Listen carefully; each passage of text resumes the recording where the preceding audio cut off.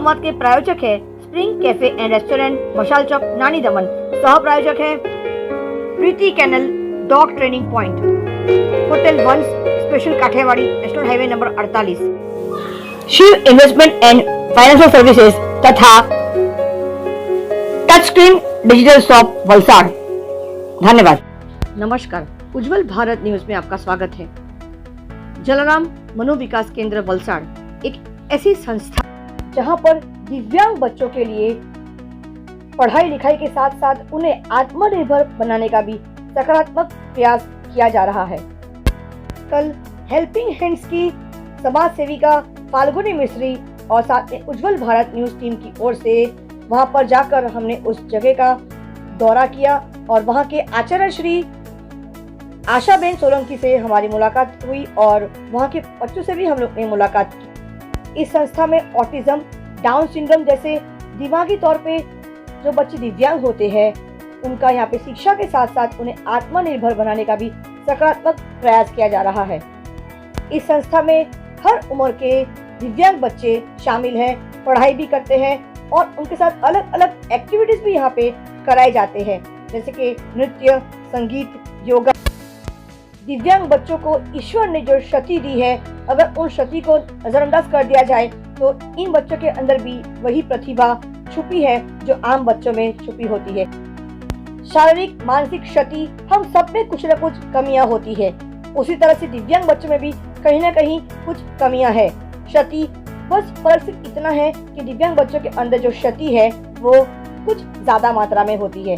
बस जरूरत होता है हम जैसे लोग उनके साथ वक्त बिताए, ढेर सारा प्यार दे, धैर्य के साथ उनको समझने की कोशिश करें। दिव्यांग बच्चों के साथ हमें भी उनके जैसा बनकर उनका साथ देना अनिवार्य हो जाता है। आइए सुनते हैं इस संस्था के आचार्य श्री क्या कहते हैं। नमस्कार, उज्जवल भारत न्यूज में आपका स्वागत है। आज हम यहाँ पर जलाराम मनोविकास केंद्र में आए हुए हैं। जो कहते हैं ना कि भगवान ने हर किसी को संपूर्ण नहीं बनाया है। कुछ बच्चे ऐसे हैं इस विश्व में, इस दुनिया में कहीं ना कहीं कुछ भगवान ने उसे कमी दी है। ईश्वर ने वैसे भी हम जैसे हर इंसान को संपूर्ण नहीं बनाया है, हर किसी में कुछ ना कुछ कमी है। लेकिन कुछ बच्चों में स्पेशल एबल चाइल्ड जिन्हें कहा जाता है उनमें कुछ कमियां ज़्यादा होती है। तो उन्हीं को लेकर जलाराम विकास केंद्र एक ट्रेनिंग सेंटर है जहाँ पर ऐसे स्पेशल एबल चाइल्ड को सिर्फ रखते ही नहीं हैं, वहाँ पर उनको ट्रेनिंग होती है, उनको पढ़ाया लिखा जाता है और उनको आत्मनिर्भर बनाने का पूरा सकारात्मक प्रयास किया जाता है। आइए इस स्कूल के प्रिंसिपल मैम से हम बात करते हैं कि वो ऐसे बच्चों को लेकर क्या सोचती है और समर्पित है इस इंस्टीट्यूट को लेकर, संस्था को लेकर।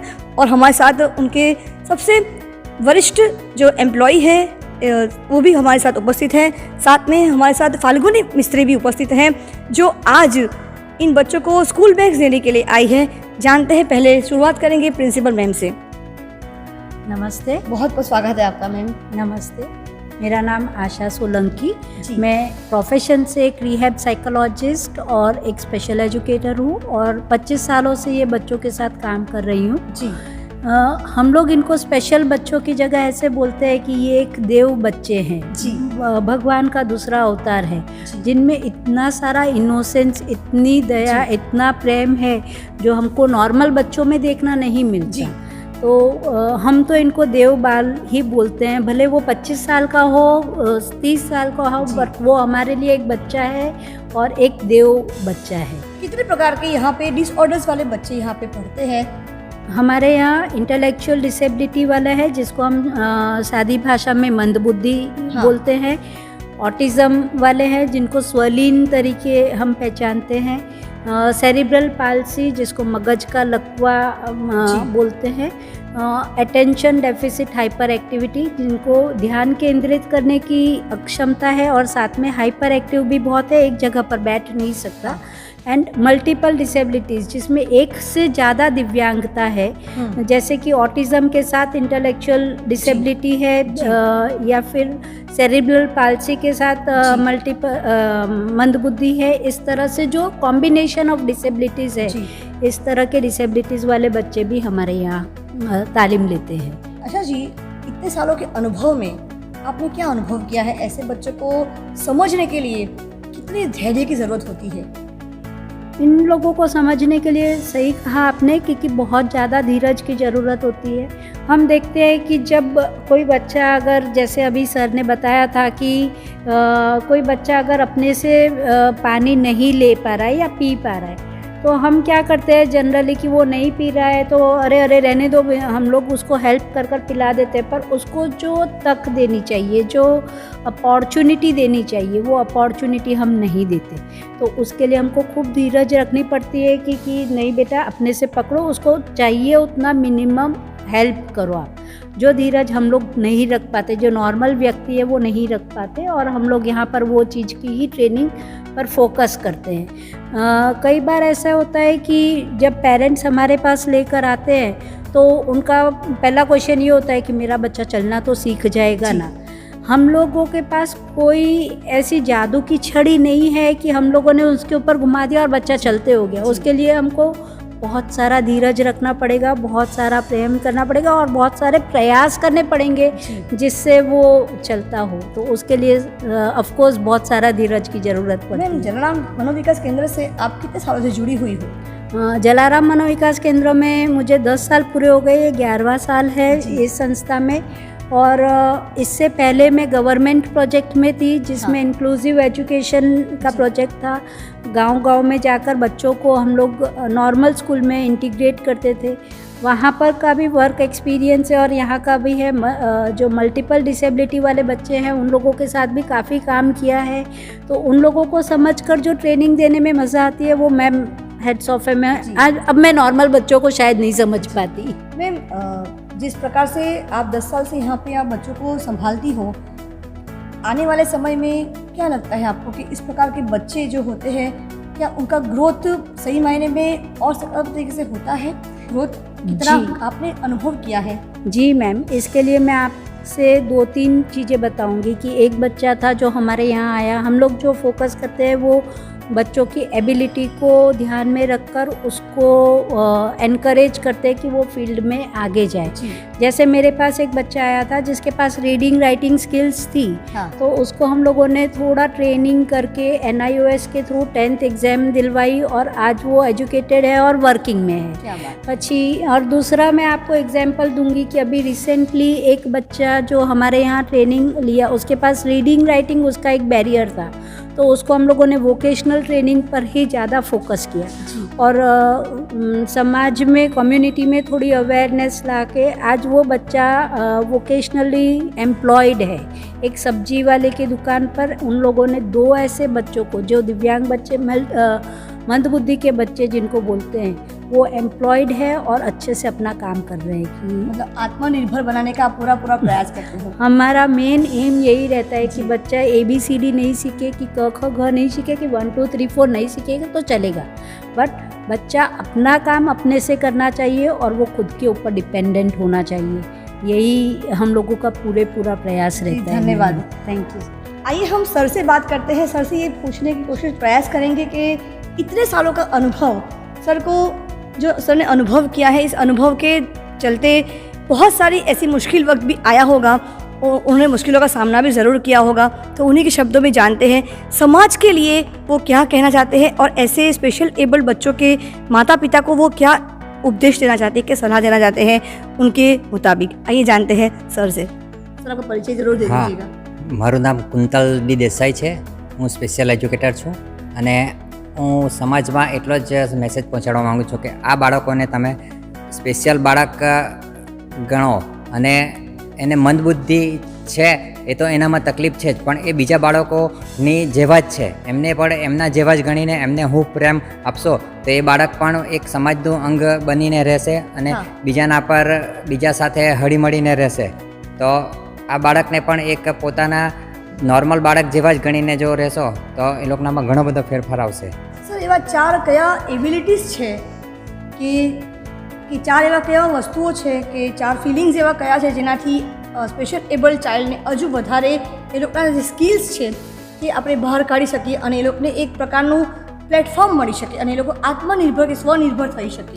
એક બાળકને કે પહેલાં તો એમને ચાન્સ આપવો પડે કે એ સમાજમાં આવે, બીજા બાળકો સાથે મળે, હળીમળી રહી, પછી કે એની જે એબિલિટી છે તેને ઓળખીને આપણે એના અનુરૂપ જો એને કંઈ પણ શીખવશું તો એ બાળક ઘણું આગળ જઈ શકશે અને સમાજમાં એને જો બધા પોતાની રીતે સરખા ગણીને જો એને સ્થાન આપશો તો એ બાળક ચોક્કસ આગળ વધશે જ. સર, આપણા સમાજમાં એક નાનું વર્ગ એવું બી છે કે જે આવા સ્પેશિયલ એબલ ચાઇલ્ડનો અવગણના કરે છે, તિરસ્કાર કરે છે. તો તમે એવા નાના વર્ગોના આવા પ્રકારના લોકો માટે તમે શું કહેવા માંગશો? એ પ્રકારના વર્ગો માટે તો હું એ જ કહીશ કે તમે એ બાળકને સ્પેશિયલ નહીં ગણીને નોર્મલ રીતે જો એમની સાથે બિહેવિયર કરશો તો એને એક સારું પ્લેટફોર્મ મળશે, સમાજમાં એ પોતાની રીતે જીવી શકશે. એ પણ એક મનુષ્ય જ છે, ભલે એમને ભગવાને થોડી ઘણી ક્ષતિ રાખી છે એનામાં, પણ એને ક્ષતિને આપણે અવગણીને જો એને એ રીતે પ્રેમ હૂંફ આપશો તો એ પણ समाज में घणुं आगळ वधशे ज. धन्यवाद. दर्शक, मैं आपसे एक बात ज़रूर शेयर करना चाहूँगी, साझा करना चाहूँगी कि हर इंसान में क्षति होती है. इन बच्चों में क्षति ईश्वर ने कुछ ज़्यादा मात्रा में दिया है, लेकिन इसका मतलब ये नहीं है कि उसे हमें तिरस्कार करना चाहिए. 4 चीज़ की उन्हें ज़रूरत होती है. सबसे पहले उन्हें समय देना, सर ने कहा मौका देना, उन्हें ढेर सारा प्यार करना, और सबसे ज़्यादा ज़रूरी है उनका सम्मान करना सीखो आप. अगर हमने उनका सम्मान नहीं किया तभी वो वायलेंट होते हैं, तभी अगर हम उनको समझते नहीं हैं तभी उनको तकलीफ़ होती है. आइए हम बात करते हैं फाल्गुनी मिस्त्री से, वो इस बारे में क्या कहती है. फाल्गुनी जी. नमस्ते. वैसे आप सबको पता है कि मैं सोशल वर्कर हूँ जी, और मुझे बच्चों से ज़्यादा प्रेम है, बड़ों से ज़्यादा मुझे बच्चों से बहुत ही लगाव है. मैं कई दिनों से सोच रही थी कि जलाराम मनोविकास केंद्र में मैं आऊँ, बच्चों से मिलूँ. मेरी आशा मैम से भी पहले बात हो चुकी थी, लेकिन कुछ ऐसे कारणों की वजह से मैं नहीं आ पाई थी क्योंकि स्टूडेंट्स की एग्ज़ाम थी. लेकिन आज मैंने बहुत दृढ़ निश्चय किया था, निश्चय कि मुझे जाना ही है. एंड आज जब मैं यहाँ जब मैं एंटर हुई तो मुझे बहुत शांति मिली, सुकून मिला. और मैं एक चीज़ सभी पेरेंट्स, सभी वालियों, गार्डियंस सबसे कहना चाहूँगी, जिनके बच्चे हैं, जो बुज़ुर्ग हैं. कई लोग सैटरडे संडेज़ पिकनिक मनाने बहुत जाते हैं, राइट, कोई भी जगह पर जाते हैं. मैं एक रिक्वेस्ट करना चाहूँगी, आप सब एक चीज़ को समझें कि बच्चों को प्यार की ज़रूरत है. खाना तो हर कोई देता है, गिफ्ट तो हर कोई देता है, राइट. यहाँ आइए, बच्चों के साथ टाइम बिताइए, अपना कीमती वक्त उनके साथ बैठ के बिताइए, उनकी ज़रूरतों को समझें. उनकी ज़रूरत कुछ पैसा, कुछ कपड़ा ये नहीं होता है. उनकी ज़रूरत क्या होती है कि उनको कोई सहन करने वाला हो. बिल्कुल. जैसे स्कूल के सभी हाई प्रोफाइल टीचर्स, प्रिंसिपल्स और सभी सहन करते हैं, तो हम एक नॉर्मल व्यक्ति हैं. जब हम हमारे बच्चों की गुस्ताखियों को माफ़ कर सकते हैं, ये बच्चे गुस्ताखियों के बिना बिल्कुल यहाँ निर्दोष भाव से सबके साथ प्रेम से रहना चाहते हैं. तो बस मैं सबके सामने हाथ जोड़ के एक रिक्वेस्ट कर रही हूँ कि ये बच्चे भी हमारे समाज के हैं, उनको भी वही दर्जा दीजिए जो हम हमारे बच्चों में देखना चाहते हैं और देना चाहते हैं. तो आप देखिए कि आपके लिए ये बहुत अच्छा, स्वर्ग से सुंदर बनेगा ये जगह. Thank you so much. धन्यवाद Falguni ji. Ma'am, I just add sure. सिर्फ इतना अनुरोध है कि जैसा बच्चा है, जो कंडीशन में है, जो कर रहा है, वो जैसा है वैसा सबसे पहले अगर हम उसका स्वीकार करते हैं तो हम काफ़ी कुछ कर सकते हैं. क्योंकि हम उसमें पहले खामियां देखते हैं, फिर उसको बच्चे की तरह देखते हैं. उसकी जगह अगर हम खाली एक नज़रिया बदलेंगे, उसको बच्चे की तरह पहले देखेंगे और फिर उसमें खामियां ऐसे देखेंगे, तो हम काफ़ी कुछ उसमें अच्छा भी देख सकते हैं. थैंक जी, धन्यवाद. अंत में एक कविता याद आ रही. गुजराती में बचपन में हमने कविता पढ़ा था. ऊँट कहे वाका अंग वाला भूंडा, वाघना तो नख वाका, भैंसना सिंग वाका. तो ईश्वर ने हर किसी के अंग को कहीं ना कहीं से क्षतिग्रस्त करके रखा है. तो ईश्वर का ही प्रदान है, ईश्वर का वरदान है ऐसे स्पेशल एबल चाइल्ड. जब ऊँट के हर अंग को टेढ़ा मेढ़ा करके ईश्वर ने, फिर भी वो आज रण का जहाज, शिप ऑफ द डेजर्ट कहलाता है. क्योंकि रण के अंदर ऊंट के अलावा और कोई प्राणी ही नहीं है जो दौड़ सकता है, भाग सकता है, बोझा उठा सकता है। सारे अंग टेढ़े मेढ़े होने के बावजूद भी ऊंट ही ऐसा प्राणी है जो रण में जहाज की तरह भागता है, दौड़ता है।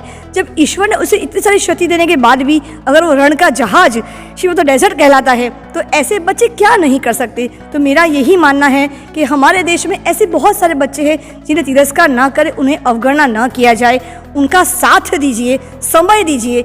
आज सोशल मीडिया के स्मार्टफोन के ज़माने में हर कोई टच स्क्रीन में बिजी है, लेकिन टच में कोई नहीं है। तो उनके संपर्क में रहिए, उनके साथ रहिए, उनको समय दीजिए, वक्त दीजिए, उनका सम्मान कीजिए और बहुत सारा प्यार दीजिए। उज्जवल भारत न्यूज़, देश की प्रखर आवाज़, सीमा भट्टाचार्य, वलसाड़, जलाराम मनोविकास केंद्र से धन्यवाद। वलसाड़ में पहली बार द गुज्जू भाई रेस्टोरेंट आपके लिए लेकर आया है Kathiawadi, Punjabi, Chinese, fast food और लाइव गाठिया भजिया, स्वादिष्ट खाने के साथ सेल्फी पॉइंट भी। अरे कहाँ, वलसाड़ का नया गुज्जू भाई और कहाँ। The spring cafe and restaurant, new year धमाका, मशाल चौक, नानी दमन।